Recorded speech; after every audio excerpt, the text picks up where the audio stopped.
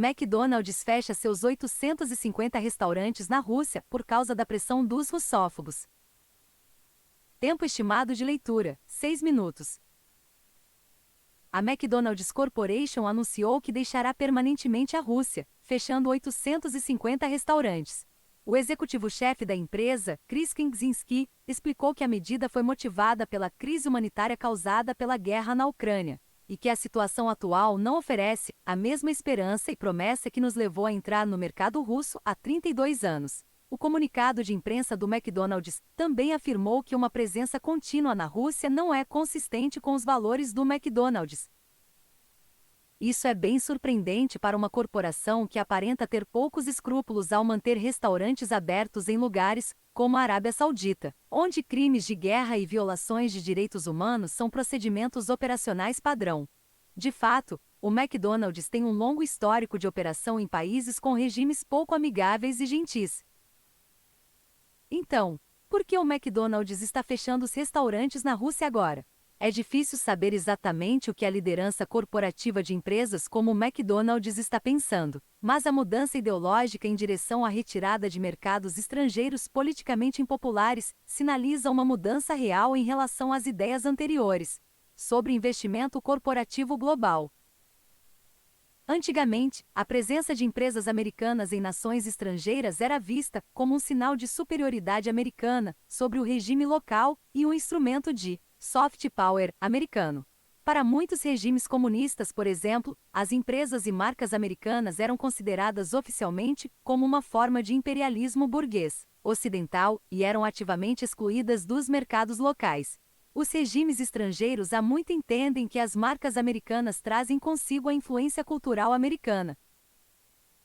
Hoje, no entanto, o ímpeto para excluir as marcas americanas dos mercados estrangeiros vem dos próprios americanos. As corporações americanas estão se retirando dos mercados estrangeiros em parte em resposta aos pedidos de boicote de políticos americanos e usuários de mídia social americanos. O McDonald's não está sozinho. A Starbucks também está se retirando do mercado russo, e a Coca-Cola está pausando suas operações lá. Esse novo paradigma ideológico, que abraça o isolacionismo econômico e a mentalidade da Guerra Fria, redefine a disseminação do capital e da cultura americanas como uma forma de colaboração com regimes estrangeiros. A resposta da turba no Twitter, neste caso, é isolar o capital americano e os produtos americanos dos mercados estrangeiros e cortar os laços internacionais entre os americanos e as pessoas que vivem em outros lugares. De muitas maneiras, essa atitude é ainda pior do que prevaleceu durante a Guerra Fria, quando empresas e diplomatas americanos buscaram abrir os mercados da URSS aos produtos americanos. A virulenta russofobia de hoje é extrema mesmo para os padrões da época em que a União Soviética invadiu o Afeganistão e os políticos americanos chamavam a URSS de Império do Mal. A antiga visão predominante da expansão das empresas americanas, imperialismo cultural.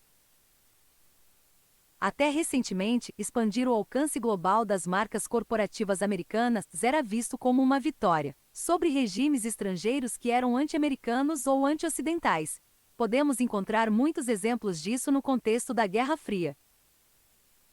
Na Alemanha Oriental, a Coca-Cola após a Segunda Guerra Mundial rapidamente se tornou um símbolo da decadência capitalista ocidental. O regime da Alemanha Oriental na década de 1950 procurou produzir sua própria marca de cola, mantendo as marcas americanas fora do mercado. Os anticapitalistas tinham certeza de que poderiam fazer produtos pelo menos tão bons quanto os do Ocidente. A versão de cola da Alemanha Oriental, é claro, provou ser inferior em todos os sentidos, desde o sabor até as tampas das garrafas. Para comunistas obstinados, no entanto, até mesmo tentar recriar uma bebida semelhante à Coca-Cola cheirava a capitulação aos ideais ocidentais. Conforme observado por Milena Venis, do ponto de vista anti-ocidental, qualquer coisa que lembrasse um refrigerante americano era um emblema da horrível civilização americana, criticada como tal no poema de 1952 do poeta polonês Adam Wasyk, Piosenka o Coca-Cola Canção da Coca-Cola. Por décadas depois, a Coca-Cola continuou a ser um símbolo da odiada ocidentalização e americanização. As forças da globalização econômica eram difíceis de controlar, no entanto, e a Pepsi em 1974 conseguiu se tornar a primeira marca capitalista produzida na União Soviética. Como ninguém queria dinheiro soviético nos Estados Unidos, a Pepsi acertou contas com os soviéticos por meio de um sistema de troca. Os soviéticos trocaram vodka pelo que precisavam para produzir Pepsi na URSS. A Pepsi vendeu a vodka nos mercados ocidentais. Por tudo isso, deve-se ter em mente que não havia nada no regime soviético que pudesse ser descrito como liberal, aberto ou promotor dos direitos humanos. O regime ainda operava campos de prisioneiros para presos políticos e dissidentes brutalmente reprimidos. Não havia eleições reais, e certamente nenhuma imprensa livre ou liberdade de expressão ou religião livre. Pessoas razoáveis, no entanto, reconheceram que vender cola na URSS não significava apoiar os gulags. Apenas os anticomunistas mais fanáticos ao estilo de John Beer pensavam assim. Quando a União Soviética invadiu o Afeganistão em 1979, no entanto, as vendas da vodka russa da PepsiCo caíram, e o patrocínio de longa data da Coca-Cola aos Jogos Olímpicos foi ameaçado pelo boicote do regime dos Estados Unidos às Olimpíadas de Moscou em 1980. Talvez porque não havia uma turba no Twitter em 1980. No entanto, a Coca-Cola ignorou o boicote e simplesmente insistiu que vender refrigerantes é algo que transcende a política. Embora tanto a Coca quanto a Pepsi estivessem engarrafando seus produtos na URSS, nenhum frenesi de sentimento antissoviético levou a exigências de que as empresas americanas encerrassem suas operações. Ambas as empresas continuaram suas operações durante a Guerra Soviético-Afegã. McDonald's, globalização e o Bloco Comunista. Enquanto isso, o McDonald's estava fazendo incursões em outras partes do mundo comunista. O McDonald's abriu restaurantes na Iugoslávia e na Hungria em 1988. Mas a entrada do McDonald's na União Soviética em janeiro de 1990 foi um negócio muito maior.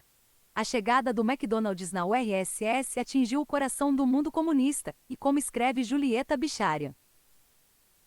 Por mais trivial que possa parecer, a introdução do fast food na URSS foi sem dúvida revolucionária, pois representou a luta da Rússia entre o conservadorismo e as ideologias capitalistas ocidentais. Ficou como um símbolo da eficiência, engenhosidade e velocidade dos Estados Unidos. Este restaurante, McDonald's, foi a janela para o mundo. Apesar dos ideólogos anti-ocidentais, os russos adoraram a experiência do McDonald's. Eles esperaram horas no frio para entrar onde trabalhadores bem treinados e educados vendiam o que era, pelos padrões soviéticos, comida deliciosa e de alta qualidade. Observe, é claro, que a troca cultural não fluiu nos dois sentidos. Os americanos não faziam fila para comer em franquias de restaurantes de origem soviética. Os americanos não compravam refrigerantes soviéticos. O mundo queria Coca-Cola e McDonald's. O cheiro de um hambúrguer do McDonald's em Moscou era o cheiro de derrota para o regime soviético em breve extinto. Regime russo? Não, obrigado. Ditadores sauditas? Sim, por favor. Mas agora o McDonald's diz que quer sair. De alguma forma, a presença do McDonald's na Rússia, por razões nunca explicadas, agora sinaliza a aprovação ao regime. Enquanto isso, aqueles que pressionam a retirada da Rússia ignoram convenientemente que o McDonald's mantém lojas em muitos lugares onde o regime local é famoso por violar os direitos humanos e cometer crimes de guerra. O McDonald's tem lojas no Egito e na Arábia Saudita, por exemplo. O Egito é uma ditadura militar repressiva conhecida por empregar tortura e prisão ilegal de dissidentes. Os homossexuais são presos e condenados a longas penas de prisão com base na preferência sexual. A Arábia Saudita comete abusos de direitos humanos tanto internamente quanto nas nações visadas pelo regime de Riad. A guerra saudita no Iêmen é notável por sua brutalidade. O regime de Riad executa pessoas pelo crime de atividade sexual entre pessoas do mesmo sexo. O McDonald's divulgou um comunicado à imprensa sobre como fechará seus restaurantes no Egito e na Arábia Saudita. O CEO do McDonald's declarou que esses lugares estão em conflito com os valores do McDonald's. Não Claro, o McDonald's nunca expressou oposição ao regime dos Estados Unidos quando estava bombardeando cidades iraquianas, deixando-as em escombros e travando uma guerra agressiva que resultou na morte de centenas de milhares de iraquianos. Aparentemente, o McDonald's aceita invasões militares ilegais, desde que sejam realizadas por americanos. Comércio livre com todos. Não aponta essa hipocrisia para afirmar que o McDonald's deveria fechar seus restaurantes na Arábia Saudita e Egito ou em outros locais onde o McDonald's funciona sob regimes inescrupulosos, como Jordânia, Venezuela, Vietnã, Iraque e Bielorrússia.